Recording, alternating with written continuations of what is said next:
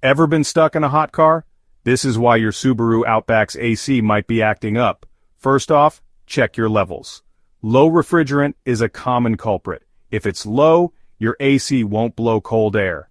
Next, inspect a blown fuse can cut power to your AC system. Replace any blown fuses and see if that solves the problem.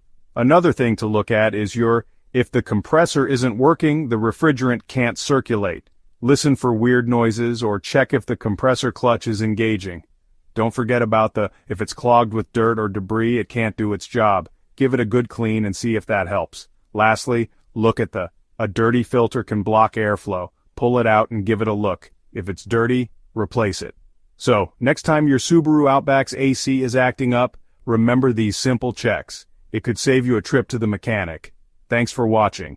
If you found this helpful, give us a like and subscribe for more car tips.